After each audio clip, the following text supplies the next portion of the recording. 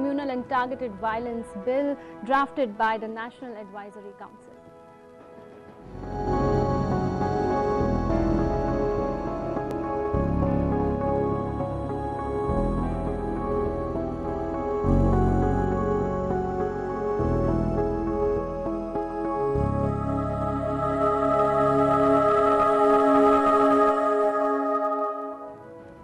We'll continue the discussion with H.S. Phulka. Mr. Phulka, I'd like you to respond to the charge that Yes. Professor Sinha made, that the fact that this bill is anti-majority and the fact that it is likely to foment distrust between majority and minority religious communities and create an impression that it is largely the majority community that is capable of communal violence. You see, there are two things first.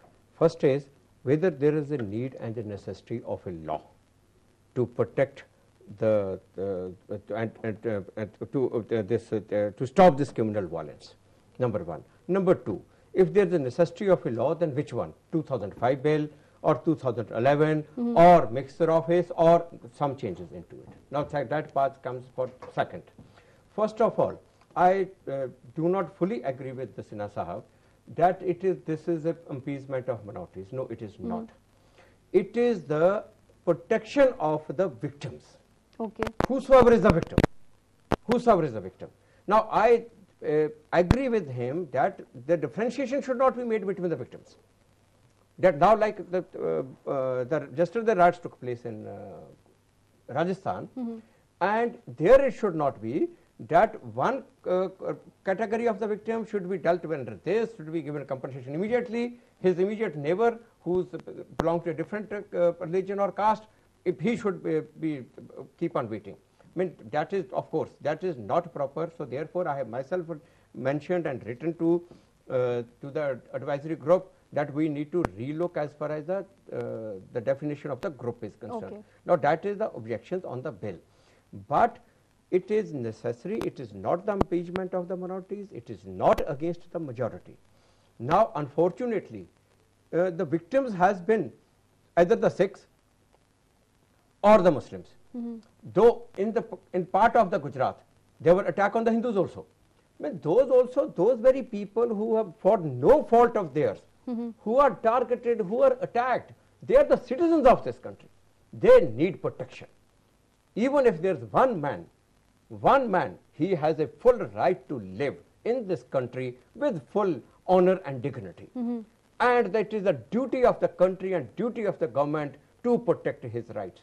So therefore, this comes a necessity that it is absolutely necessary to make this bill and send a clear signal, zero tolerance to any kind of criminal violence. So we're talking about relief and reparation for everyone. Everybody. Number two, yes, I agree that in this 2011 bill, the distinction which has been made that this is only applicable to the linguistic or religious minorities, this need to be relooked. Now, this has also been misunderstood. Linguistic minority is also there. Now, like to whom it will apply in the present form? Let's first talk about it. It will apply to Hindus in Punjab. If at all it is made applicable to J&K, it will apply to Hindus in J&K. Then it will also apply to, like in Mumbai, the Biharis were targeted. It will apply to them. I mean, like that, it's a linguistic minority, it will to them also. Okay. But at the same time, I agree that this need to be relooked. This should be made applicable to all. The victim should be treated as the victim, whichever community, whichever religion he belongs to. But is this not precisely what the bill intends to do? No, the bill doesn't matter. Even if the bill is made applicable to all the victims, it doesn't lose its importance. I mean, this is a misconcept. That if this bill is made applicable to all the victims, then the bill which loses importance. No. Whosoever is the victim, now in Rajasthan, whosoever is the attacker, whether the Hindus have attacked the Muslims or whether the Muslims has attacked the Hindus, both should be. Like in one particular colony, the Muslims have attacked the Hindus, the Muslims should be dealt with sternly. In the other locality where there are Hindu majority, the Hindus have attacked them, they should be dealt with. I mean, the message need to go that criminal violence will not be tolerated in this country. So at the heart of this bill lies justice and compensation for the victims. Compensation and justice, and to check any kind of the criminal violence. Whosoever is committing, he should be taken to task and whosoever is the victim, he should be given full protection. Okay, Professor Sinha, you've been wanting to respond. I respect his sentiment and sense, but what Mr. Phulka is talking, he is talking in terms of ought to be, what this bill ought to be. He is not talking what bill actually is. He is talking that all victims should be compensated. Nobody can disagree. But here in this bill, the victim is the people who belong to the group. They all practical persons, Muslims and Christians. It is scheduled caste, scheduled tribe. He is talking of the linguistic minority. The Rangnath Mishra Commission report at 39 pages had deliberated that linguistic minority is neither caste nor class based on any religion, and the provisions in the constitutions are enough to protect them. What I feel, the scheduled caste, scheduled tribe and linguistic minorities have been taken in this bill only to disguise the hidden agenda of the makers of the bill, number one. Number two, I am talking, it defines the communal rights. In general parlance, right from the medieval age to modern age, right from the book of the Bipin Chandra to any authority like Ashutosh Vasni and others, they describe the communal violence like the feud between the two different religious community, whatever may be region, right or wrong. Here the communal violence is defined as, or targeted violence is defined as, if the attack is on the members of the group. If suppose, and in a secular democracy, this should not be a part of discourse. Since we are discussing the bill, so I am undesirably using this term. Suppose a Muslim attacks the Hindus, this will not consider that attack as a communal violence. If a person belonging to or persons belonging to the group attacks the Hindus in most of the Indian states, that will not consider as the targeted violence, number two. Number three, I am talking to hate propaganda. Any literature or any communication which is considered to be hurting the sentiment of the minority community, that will consider the hate propaganda. But the similar thing, a literature or communication from the so-called minority community, suppose a Urdu paper writes something against the Hindu community, that will not be considered the hate propaganda. But if I am writing something, if it is subjective interpretation, it has opened for such a subjective interpretation that anybody can be victimized. One more point. This bill is dangerously against the Hindu organizations. It is talking of the non-state actors. One must understand what is the provision that.